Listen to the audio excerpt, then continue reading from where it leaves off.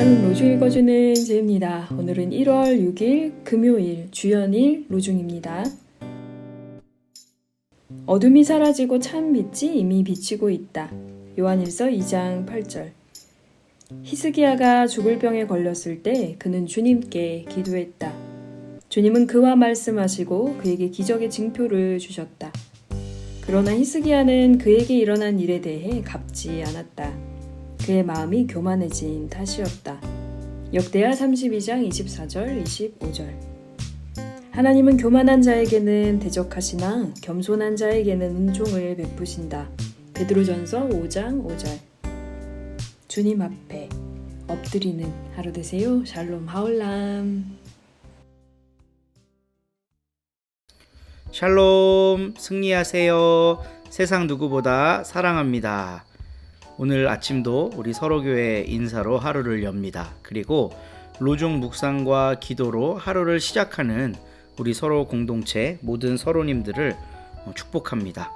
이렇게 하루하루 말씀 묵상을 함께 해가면서 우리가 공동체의 영성을 만들어갈 수 있다면 참 좋겠습니다. 공동체의 영성, 이게 정말 중요한데요. 제일 첫 교회의 그 영성이 복음서를 만들어냈습니다.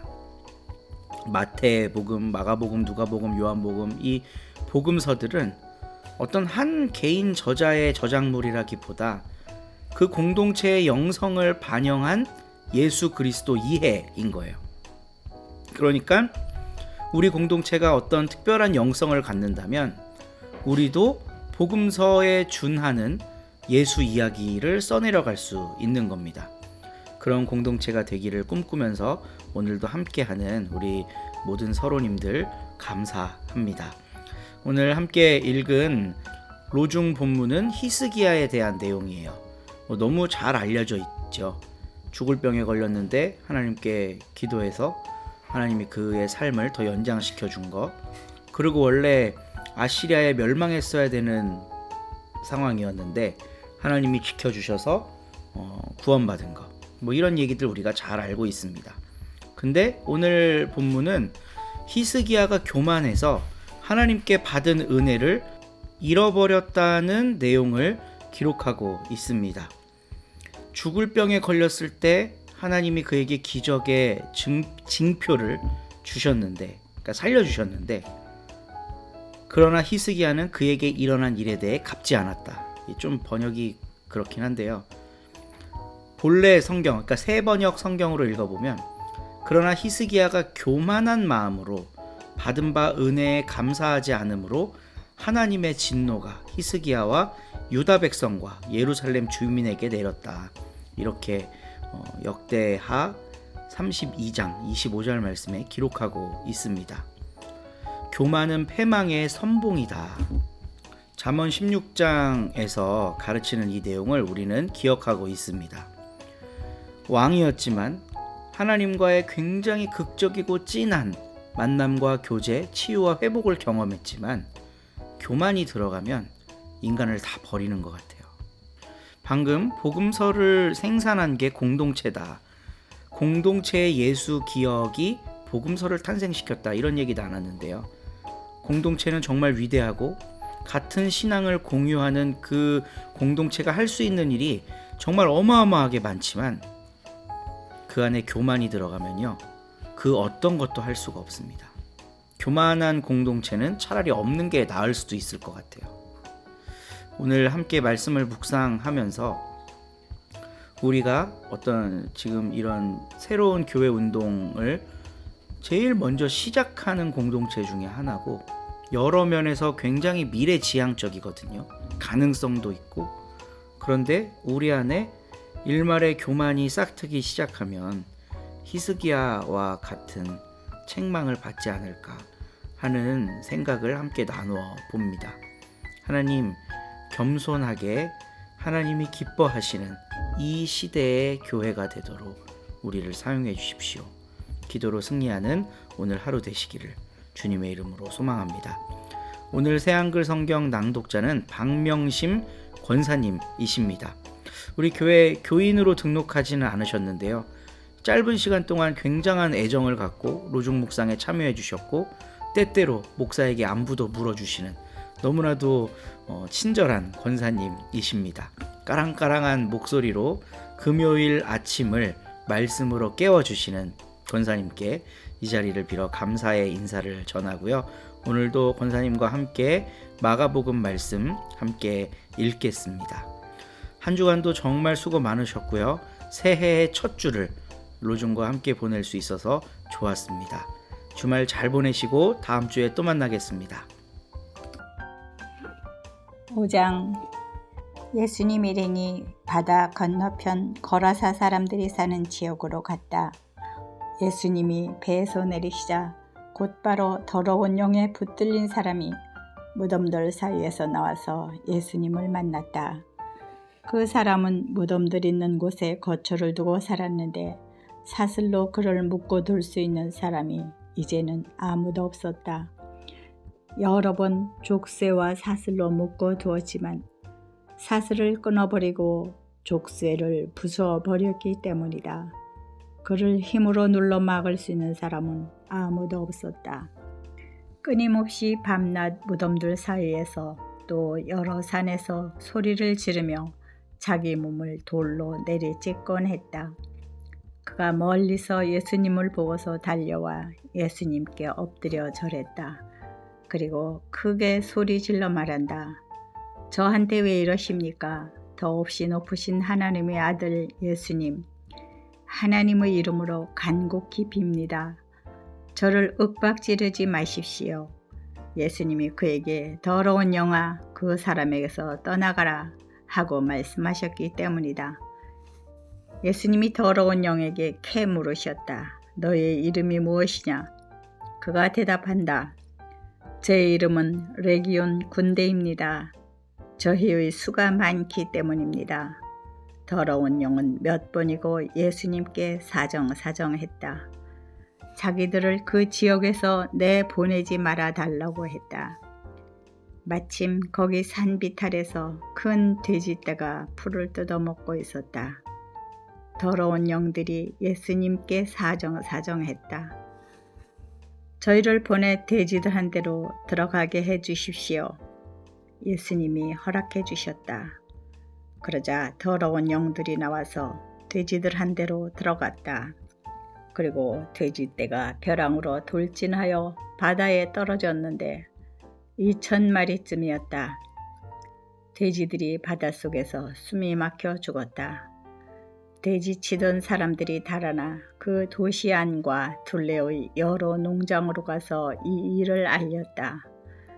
그러자 사람들이 무슨 일이 벌어졌는지 직접 보러 왔다. 사람들이 예수님께로 와서 눈여겨보는데 귀신 들린 사람이 옷을 입고 멀쩡하게 앉아있다. 레기온 귀신이 붙었던 바로 그 사람이다. 그래서 사람들은 두려움에 사로잡혔다. 이 일을 지켜본 사람들이 귀신 들린 사람에게 어떤 일이 일어났는지를 그들에게 이야기해 주었다. 돼지들 이야기도 해 주었다. 그러자 사람들은 예수님께 자기네 지역에서 떠나달라고 사정하기 시작했다.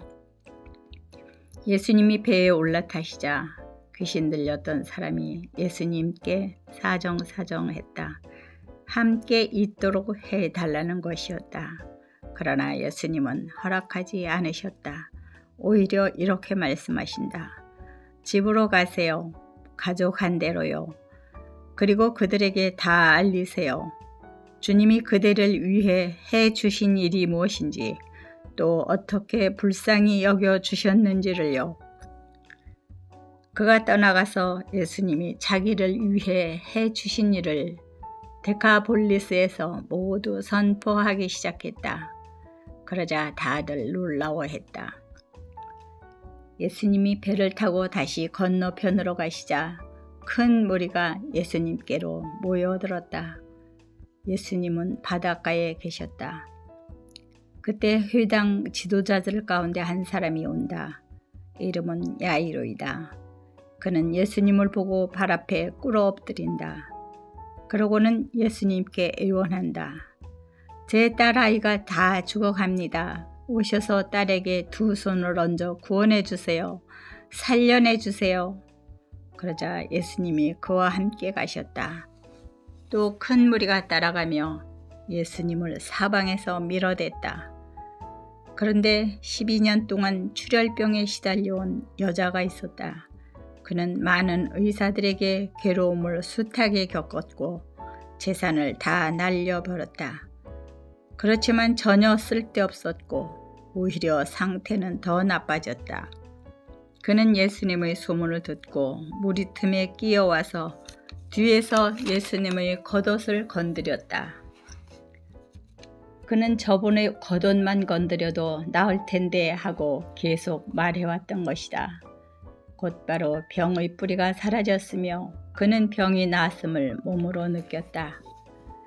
그때 곧바로 예수님이 자기에게서 능력이 흘러나갔음을 스스로 알아차리시고 무리 가운데서 몸을 돌려 물으셨다. 내 겉옷을 누가 건드렸나요? 제자들이 대답했다. 무리가 선생님을 둘러싸고 밀어대는 것을 보시면서 나를 누가 건드렸나요? 하고 물으십니까? 그러나 자기를 건드린 여자를 보시려고 예수님이 무리를 둘러보셨다. 그 여자는 두려워 떨고 있었는데 자기에게 일어난 일을 알았기 때문이다. 그가 나와 예수님 앞에 엎드려서 있는 그대로 다 말씀드렸다. 그러자 예수님이 그에게 말씀하셨다. 따님, 그대의 믿음이 그대를 구원했어요. 평안히 가세요. 병의 고통에서 놓여나서 건강하게 지내세요. 예수님이 아직 말씀하고 계실 때 그 회당 지도자의 집으로부터 사람들이 와서 알려준다. 따님이 숨을 거두었습니다. 저 선생님을 계속 성가시게 할 까닭이 무엇입니까? 그러나 그런 말이 오가는 것을 예수님이 곁에서 들으시고 그 회당 지도자에게 말씀하신다. 두려워하지 마세요. 믿기만 하세요. 그리고 예수님은 베드로와 야고보 그리고 야고보의 형제 요한 말고는 아무도 따라오지 못하게 하셨다. 예수님 일행이 회당 지도자의 집에 들어간다. 예수님이 눈여겨보시니 집이 어수선하고 사람들이 울고 크게 소리내어 슬퍼하고 있다. 예수님이 들어가셔서 그들에게 말씀하신다. 왜 수선을 떨며 울고 있나요? 이 아이는 죽은 것이 아니라 자고 있어요. 그러자 사람들은 예수님을 비웃었다. 예수님은 몸소 사람들을 다 내쫓으시고 아이의 아버지와 어머니 그리고 함께 간 제자들을 데리고 아이가 있는 곳으로 들어가신다. 예수님이 아이의 손을 붙잡고 달리다 꿈 하고 말씀하신다. 이 말을 번역하여 옮기면 소녀야 너에게 말한다 일어나라 하는 뜻이다. 곧바로 그 소녀가 일어나서 걸어 다녔다. 아이는 12살이었다. 곧바로 사람들은 넋이 나갈 정도로 크게 놀랐다. 예수님이 그들에게 단단히 명하시기를 이 일을 아무도 모르게 하라고 하셨다. 또 말씀하시기를 아이에게 먹을 것을 주라고 하셨다. 아멘.